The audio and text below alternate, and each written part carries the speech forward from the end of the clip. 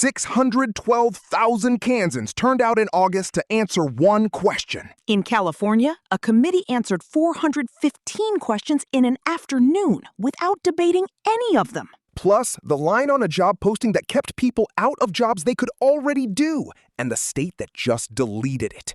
From amendment, this is the 10th. Tick, tick, tick, tick, tick, tock, lights on, this is our sound. 10 voices rising, shaking the ground. From the street to the steps where the deals go down.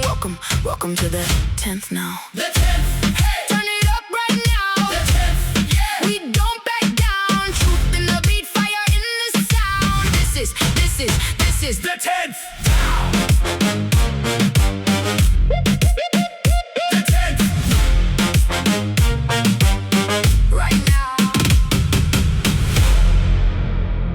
There's a job posting open on a screen, answering phones for a health system. You sit at a desk, you wear a headset, and you never leave the building. Sounds like a job a lot of people could do. You've done it before, and you were good at it. So you scroll down to the requirements.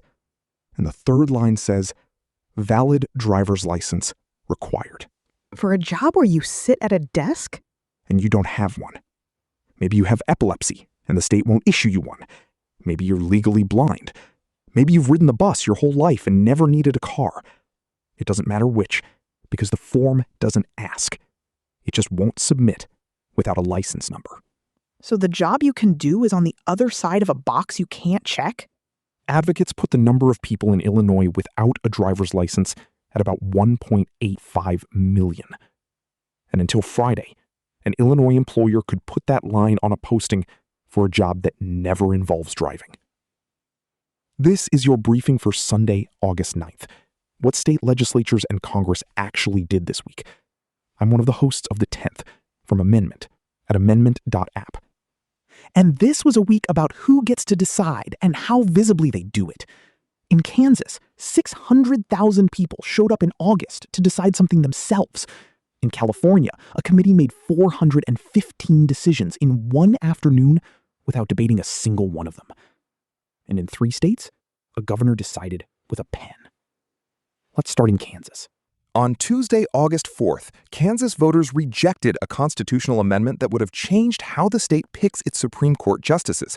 375,347 voted no. 236,764 voted yes. What's that as a share? About 61% to 39 out of 612,111 ballots cast. So before we get to the result, how does Kansas pick a justice right now? Since 1958, through a nominating commission, 9 people sit on it. 5 are lawyers, elected by the state's own attorneys, 1 from each congressional district, plus a chair chosen statewide. The other 4 are not lawyers, and the governor appoints them. And when a seat opens up? The commission takes applications, interviews people, and sends exactly 3 names to the governor. The governor has to pick one of those 3, can't go outside the list. So the governor picks, but the commission decides who's pickable. That's the design. Then a year later, that justice faces a straight yes or no retention vote, and another one every 6 years after that. And the amendment would have replaced all of it? Senate Concurrent Resolution 1611 would have gone to direct statewide elections, justices running for 6-year terms on staggered ballots, and the nominating commission abolished outright. How did it get on the ballot in the first place? This is the part worth sitting with. Amending the Kansas Constitution takes a 2/3 vote in both chambers. The Kansas Senate has 40 members, so 2/3 is 27. It passed 27 to 13. Exactly 27. 27 on the nose. The Kansas House has 125 members, so 2/3 there is 84. It passed 84 to 40. Also exactly the minimum. Both chambers cleared the bar by precisely the number required and not 1 vote more. That was in March of last year. Then it went to the voters this Tuesday and lost by 22 points. And it was on the August primary ballot, not the November general. It was. 612,000 people voted. The system from 1958 stays. All right. From a state where 600,000 people decided out loud to a state where the decision was 1 signature and 1 line on a form. Illinois. House Bill 4758. Governor J.B. Pritzker signed it on Friday, August 7th. It takes effect January 1st, 2027. And it's the job posting. An Illinois employer or an employment agency can no longer require a driver's license unless driving is an essential function of the job or serves a legitimate business purpose. Go back to that screen for a second, because I want to understand how the line got there at all. That's the right question. And the honest answer is probably nobody put it there on purpose. It got copied, one posting template to the next, year after year, until it was just part of what a job listing looks like. The license was never a test of whether you could do the work. The job is a desk. The requirement is a car. Nothing about the first one requires the second one, and yet the form doesn't move without it. Who does this actually catch? Not one group, which is part of why it's been easy to miss. Some people can't drive safely, or at all. This bill came out of Access Living, a disability rights organization in Chicago. Their economic justice policy analyst, Nicholas Boyle, put it simply. The barriers for people with disabilities aren't only in the workplace. They're in the application. Before anyone's even looked at you. Before anyone's read a word about what you can do. And then there are people who ride paratransit, people who depend on family for rides, and people who just live somewhere with a bus. So what actually changes in January? More than the ad, which surprised me, the ban reaches hiring, promotion, selection for training, discipline, discharge, and the terms of employment, not only what's printed in the posting. And if a job really does require driving? Then the employer can still require the license, but the posting has to include a brief description explaining why. That's the part with teeth. I think it is. It turns a default into something somebody has to justify, in writing, in public. You can't leave it in the template if you have to write a sentence defending it. What were the votes? The Illinois House passed it 82-30 on April 16th. The Senate, 41-15 on May 29th. Greg Johnson led it in the House. Christopher Belt carried it in the Senate. And Illinois isn't first? Fourth in the country. First in the Midwest. So think about the person we appened with. The desk, the headset, the line on the form. Starting January 1st, for a job that never involves driving, that line comes off the posting in Illinois. The application goes through. Somebody actually reads what she can do. Okay, I want to put Kansas next to something, because this week gave us the opposite of Kansas.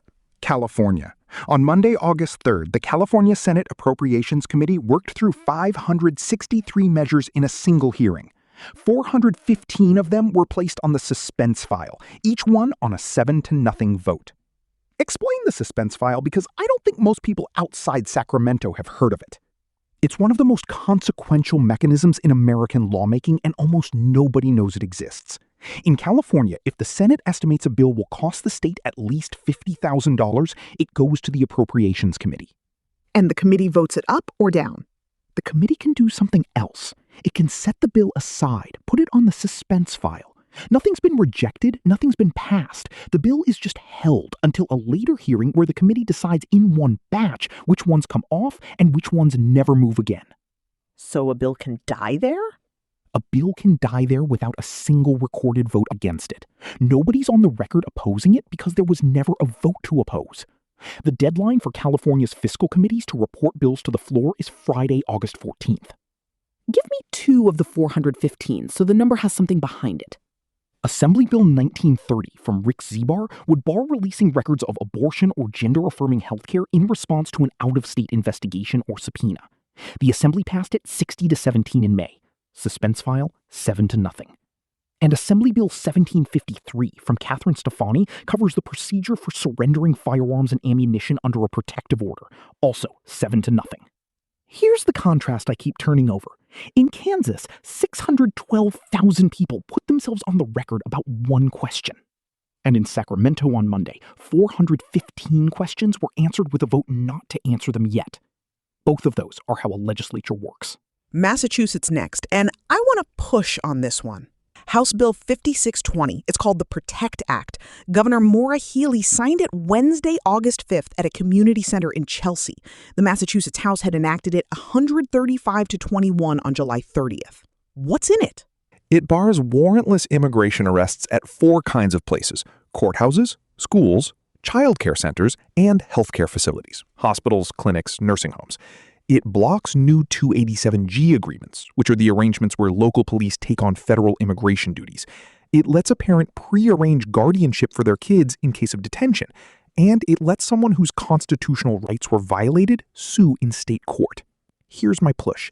Immigration enforcement is federal. A state cannot tell a federal agent what to do, so what does this law actually reach?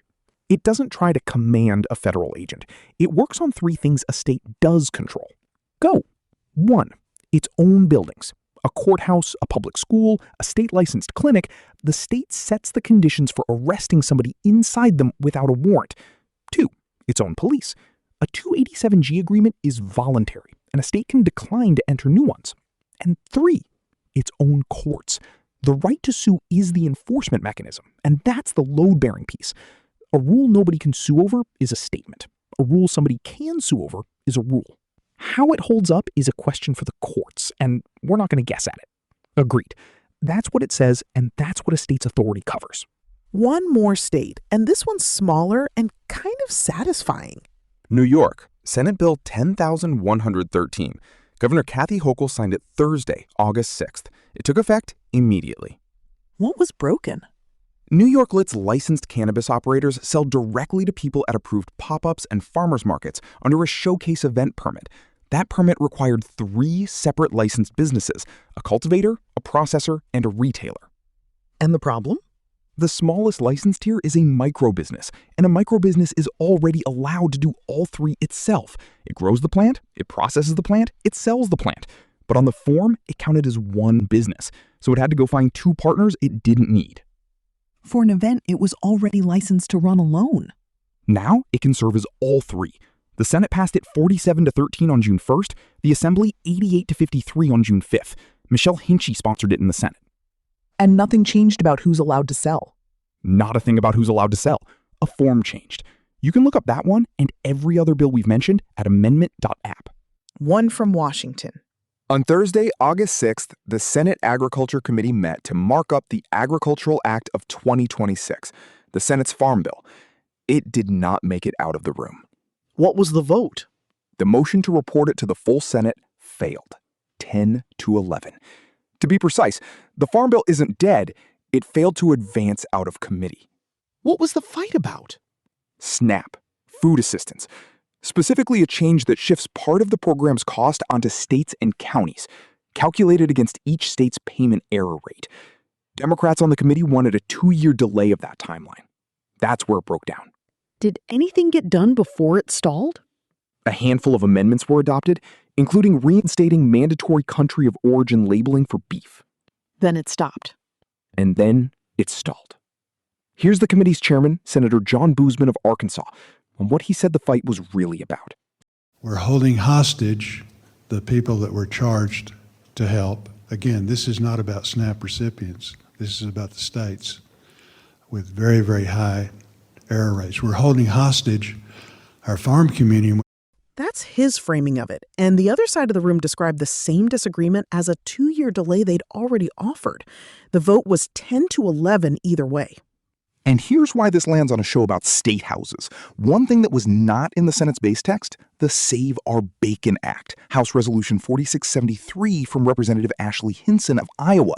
It would guarantee the free movement of livestock products across state lines. Meaning what for a state?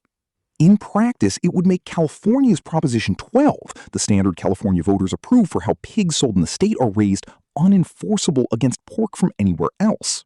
So a federal bill that switches off a state ballot measure. It's in the House-passed Farm Bill. It was left out of the Senate base text, and it never came up during Thursday's markup. A few numbers to land with from this week. 415 California bills placed on the suspense file in a single Monday hearing, out of 563 heard. 61%, the share of Kansas voters who said no to changing how justices are chosen. 10-11, the committee vote that kept the Farm Bill in committee. 1.85 million, the estimate for how many people in Illinois don't hold a driver's license. And 84. That's the exact 2/3 minimum in the Kansas House. It's also exactly how many votes the amendment got there. On public pressure, the biggest single-day number on ResistBot this week went straight at the Farm Bill. The petition opposing the Save Our Bacon Act added more than 7,000 signers in 24 hours. Behind it, reining in immigration enforcement and restoring protected status for Haitians, and a park boundary bill in Kentucky. So go back to that job posting one more time. The desk, the headset, the third line down, and the box that couldn't be checked. The one that had nothing to do with the work. Starting January 1st, in Illinois, that line comes off any posting for a job that doesn't involve driving. She applies, the form goes through, somebody reads what she can actually do. For the full text, status, and plain English breakdown of any bill we mentioned today, head to amendment.app. If you're listening on Spotify or Apple, follow the show so it shows up on its own next Sunday. And if you have 20 seconds, leave us a review. It genuinely helps people find us. Thanks for listening to The 10th. We'll see you next Sunday. If they lock the gate, we move as one. If they change the rules, we don't run. No more borrowed truth, no more fake grace. We raise our flags in a different place.